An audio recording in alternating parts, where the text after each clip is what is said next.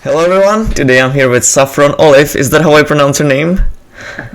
That was perfect, yeah. That's probably better known as Saffron Olive, but that works. Okay. So for people who don't know, you're a content manager for MTG Goldfish, one of the most famous MTG sites with like deck lists and a lot of, interesting stuff. You're also known as a content producer for like YouTube, Twitch and stuff like that. It's actually how I first found you. I just like saw like one of your YouTube videos and I thought this guy is awesome, so I just went on Twitter, typed your name in, and I found that you have like actually a lot of followers. And because I'm like interviewing known Magic personalities, I just like reached out to you and you said yes, so here we are, I guess. Yeah, no, I don't get a chance to do that many interviews, so I'm happy to do it. Definitely excited. Yeah, I do a little bit of everything. Do the content stuff on Goldfish, do Twitch, do YouTube. So I'm all over the place with Magic stuff, I guess. Mm-hmm. We're gonna get to Magic in a second, but I always ask about other stuff in the beginning. When I asked you on Twitter, you said that you used to play in a band. Was it like a rock band or like what was going on? Yeah, like a rock band. Yeah, that was kind of before I started doing Magic stuff. Music was kind of my thing, so I played in a few different bands. I was not like a rock star playing in stadiums or anything like that. But yeah, I started playing music when I was young with piano actually, and then I taught myself guitar. So used to have a lot of fun doing that. You can still find some random old YouTube videos if you dig around of some of the bands that I was in, which is kind of funny. So. But I still love music. You have YouTube videos as well? That's awesome. Yeah, just some random like shows that we played a while ago. So it's kind of funny that you can find them. But yeah, So music was kind of my thing before Magic for sure. Did you have like concerts as well, where just like people went to listen, or was it more like just for fun with your friends? Yeah, we had concerts. We would play mostly like. I'm from upstate New York, so we would play all around like upstate New York at different concert venues, and people would come. So we were never like a national band or anything, but for the area, we had people show up, and it's actually like funny story. The Saffron Olive name that actually goes back to one of the bands I was in. It was like this this 60s like revival rock and roll band, and one of the like gimmicks was. The band was called Olive Drab and the Etcetras, and the gimmick was all of our last names were Olive, so that's where the Olive part of Saffron Olive came from. I see. Another thing that you mentioned is that you have 8 siblings. That's crazy. I don't think I've ever met anyone with so many siblings. That's just like, was it hard growing up, or was it more like fun because it was just like always in a rush and stuff like that? So it was definitely unique. Sometimes it's fun. Sometimes it was definitely a big rush. I'm the oldest of all of them as well. So lots of like little brothers and sisters. In a lot of ways, actually, I think that being the oldest of a lot of brothers and sisters, which I don't know if you have any siblings, but they love trying to drive you crazy. Like if you got little brothers or little sisters, I think it like prepared me to like do Twitch streaming and stuff. Like I can handle the chat. You get a patience, I think, from dealing with like little brothers and sisters all the time. So I think it worked out in the end, but definitely a unique upbringing, I would say. Were you maybe like more inclined to like not have as many friends? Because I assume that when it's like all in a rush all the time home, then when you go outside you maybe want to be in like a quiet place or something. Was that the case for you, or? It definitely was. Like sometimes you just got to get away. I definitely had like growing up like a small group of close friends that I would hang out with, but definitely would appreciate the time alone because you just always would have people around when you were at home. So. Mm-hmm. Okay, let's go into Magic. So you told me that you started with Old Ravnica, which is the same set that I started with. Actually, I actually think that a lot of people started with that set. I don't know why. Maybe it's just because it's awesome. Like, was there anything particular about Ravnica why you started there, or was it just like kind of random? It was pretty random. I learned from my roommate at the time that played Magic, and I had never really played Magic, and he got a big box of cards from like his mom's house. This was when we were in college, and it just happened to be around the time that Ravnica was coming out. So more of a fluke than anything, but Ravnica is a great set, like one of the best sets. So I think I did start at a really good time, even if it was by accident. Since the beginning, were you maybe competitive, or were you just like, kind of learning the game, and eventually you got to a point where you like maybe started playing Magic Online or something like that? What was going on with that? Yeah, so when I started off, it was definitely pretty casual, just like playing with friends, kind of like learning the game. And it was really Magic Online that I started, a few years after Ravnik. I want to say maybe like Shards of Alara era, I started playing like Magic Online. And that's when I got a lot more serious about it and actually started like, I've never been a huge tournament player, but I started playing like Magic Online leagues and learning more of like the metagame aspect of Magic instead of just playing like random casual decks. So you were never trying to like maybe qualify for a Pro Tour or anything like that, or? I've never really tried to qualify for a Pro Tour. It's kind of funny, like I kind of stumbled into Magic content creation, and it just happened that some of the stuff I'm known for is kind of like against the odds and kind of like semi-competitive decks, I guess. Decks that are like trying to win, but also trying to like do it in a unique way or with cards that other people aren't playing. So I kind of like stumbled into that pretty early in my Magic career. So I've just always kind of focused on that and never really did the grind to try to like qualify for a Pro Tour or anything like that. Was that maybe? Sorry. Go ahead. Now I don't even know how to try to qualify for a Pro Tour. So yeah, no one knows. No one knows. You're not the only one. Like literally no one knows basically right now. Like the Corona thing just kind of changed everything, and it's just like very dizzy. No one really knows what's going to happen. It's pretty bad, I think, but. Yeah, we had Andrew Cuneo on our podcast a couple of weeks ago to talk about organized play, and even from that perspective, I think everyone's just like really confused about what's going on with Pro Magic at the moment. You mentioned the fact that you maybe try to play decks that are like competitive, but maybe not the best. Do you think that gives you the advantage in a content creation because people just want to see like kind of weird decks or like something that's unusual? I think for content creation, it is really helpful. Yeah, like the way I thought about it, especially when I was first starting, is there's a ton of content from like really good players showing you how to play the best decks really well. Like if you go to like, especially a few years ago, like Star City Games or Channel Fireball, you have like Hall of Fame pros playing the best decks. And I kind of figured like, what's the point in competing with that? Why would someone want to watch me play the best deck when you could watch Reduke or LSV or Nassif or whoever like playing the best deck? So I think found my niche a little bit with the fun decks, and I think it's definitely worked out with Magic Arena and all the new players coming into the game. I think there's a pretty big demand or like market for people that want to see decks that can win on occasion, but also are not just like rogues for the millionth time or Embercleave for the millionth time or whatever like top tier deck you've already seen and lost to or played against a bunch of times. You mentioned that you're doing the content production for like pretty long time. What time are we actually talking about? Because you said that you started playing Magic Online like Shards of Alara, but that's like maybe 15 years ago or 14. When did you start with the actual content production? So actual content production, I believe, was the end of 2014. So not a super long, like maybe 6 or 7 years now. So yeah, that was also kind of a random thing where Richard, who owns MTG Goldfish, I was writing just some random like MTG finance style Reddit posts about like how much value to expect to get out of a booster box and stuff. And he, at the same time, was starting Goldfish and wanted content on the site, and we kind of connected on there, and it went from there. So I see. So you weren't doing content before MTG Goldfish, right? Because you told me that like before you joined MTG Goldfish, you were like a buyer and seller. So that was like what you were doing before, right? Yeah, that's kind of where I got my start. I kind of started in that randomly too, where I had a friend who I played with when I was learning Magic in the early years, who kind of got out of the game and wanted to sell his collection, and I was like, oh, I'll take a crack at it for you. And I suddenly realized that Magic cards can have a lot of value, so I spent a few years like buying collections from like Craigslist and just other random places where people were selling their collections and reselling them. So yeah, that was pre-Goldfish, and then once I met Richard and started doing Goldfish, that's when I kind of shifted from doing that more towards content stuff. How do you actually, like, when you buy the collection, how do you actually sell it? Because for example, I'm from Europe, so you can like maybe sell it on card market. I don't actually know where you're from, but I'm just curious to know how you actually get rid of the cards. Do you maybe like have to go to a GP, or like how did it work out?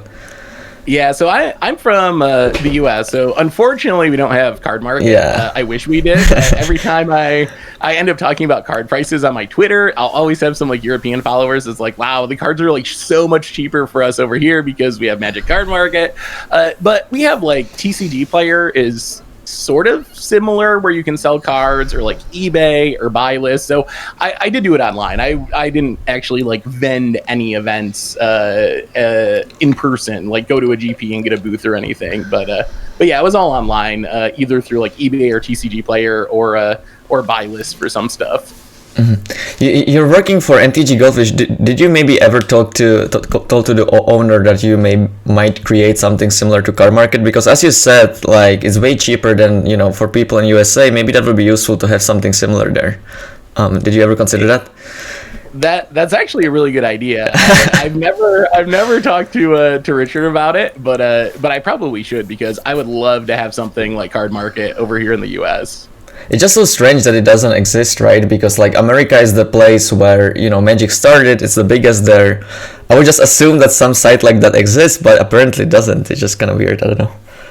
Yeah, I'm always surprised by that too. Like, I really don't understand why, because Card Market's been around for a while, I think, like several years, and I'm really surprised that no one has found a way to do something similar over here yet. But someday, hopefully. Mm-hmm. So you started with buying and selling, and then you went to Goldfish. Are you still doing that, like, at the same time, or once you joined MTG Goldfish, you kind of stopped with that? Yeah, I don't really do that too much anymore. Part of it was because once I started making content, I was really busy with that. And then part of it is it's gotten a lot harder. Like 10 years ago, it was a lot easier to find collections that people were just selling. But now Magic's gotten so big that there's a lot more competition. Like, I think when I started doing it, I was maybe like the only person in my area that was like buying your collection if you wanted to get rid of it. But now there's many people who are kind of doing the same thing. So it's gotten a lot more competitive and harder to find collections like that. I see. So you started with the content production, but at the beginning you were only doing it like maybe for MTG Goldfish, and eventually you got to like YouTube and Twitch. Was that how it was, or? Yeah, so it started as just written articles on MTG Goldfish. I see. So I was just doing like written articles, and then YouTube came next. We decided to start a YouTube channel, which is also connected to MTG Goldfish, and then Twitch came kind of after that. So yeah, that was the progression, I guess. I see. You're very popular, like the YouTube videos are very popular, Twitch videos are very popular. Why do you think that is? Do you just think that it's because you look awesome, or like your content is like special, as you said, like you're using like the maybe slightly like weird kind of decks and stuff like that? Do you think it's because of that, or like, I don't know? That's a good question. I guess I think that is a big part of it, is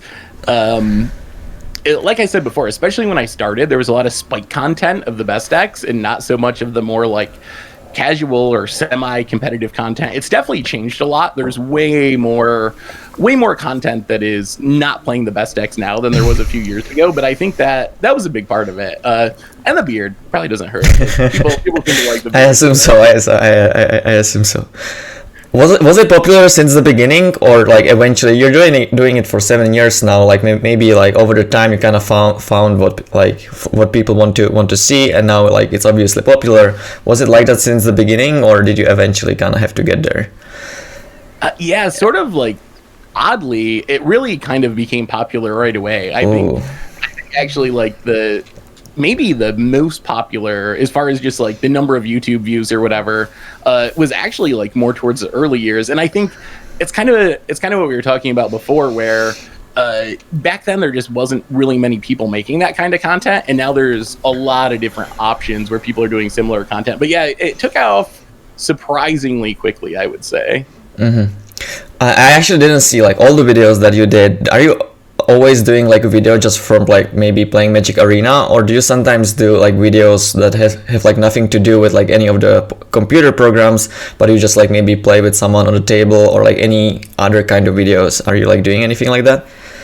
So it's like 95% either Arena or Magic Online. I play a lot of both because I also really like Modern and Legacy and older formats that are on Arena. So mostly digital, but there is on occasion like special stuff that is in person, especially like Commander games. Sometimes there's like paper Commander games is kind of a relatively new thing, but most of it's either on Arena or Magic Online.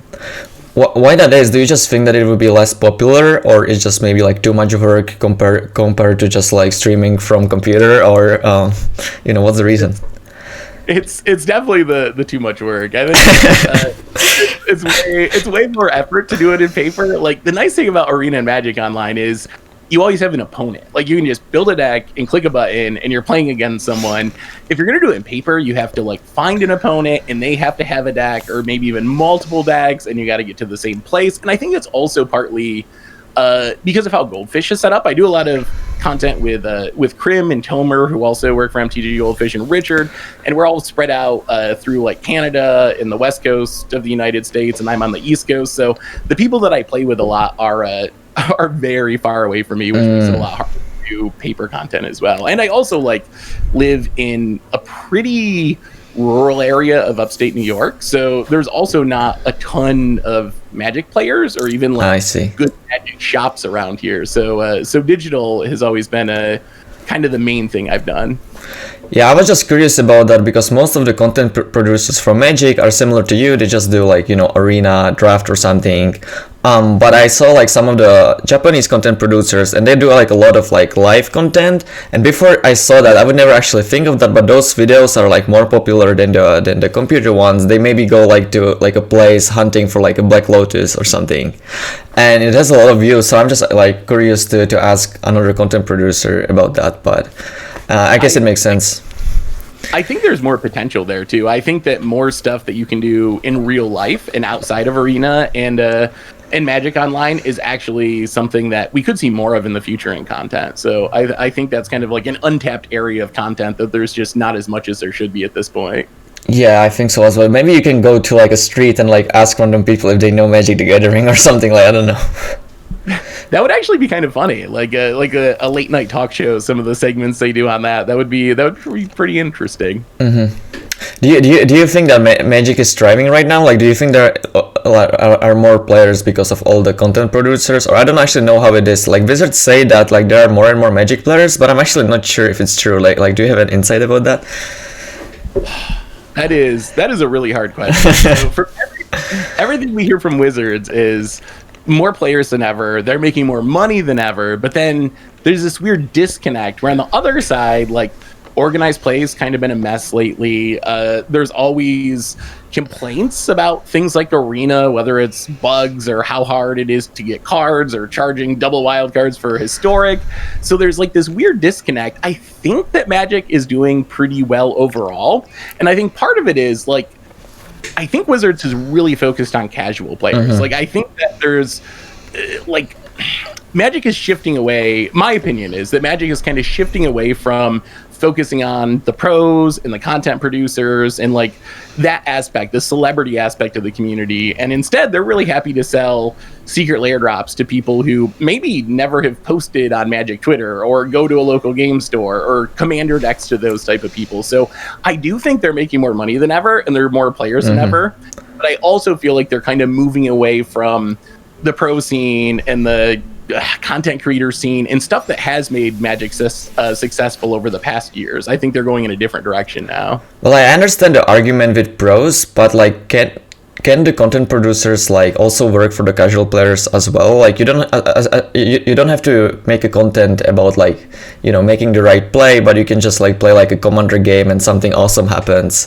I don't know. It just doesn't seem to add up, but I don't know. Yeah, I think Wizards has focused a lot on people who make content for other games recently. I think that's the direction they're heading because I think they figure like people who watch me, they already play Magic, so they're not really reaching that many players. But if you can get a Hearthstone player or a whatever chess player, someone from outside the community, theoretically, most of the people that are watching them, they might have not ever having even heard of Magic. So I think that's Wizards' focus at this point. That's what it looks like to me, at least. Are they actually doing that? Like I never heard of that. Like are they actually like maybe having advertisements in like a chess stream or something? Like do you know anything about that? Yeah, so there's actually a tournament coming up next week, which is a very well-known chess player, and then 3 other players who are famous for other games that have like 400,000 Twitter followers, like very famous for what they do. I think it's called the world's most okayest Magic player. But they're getting these people who have never played Magic before to do this small Magic tournament.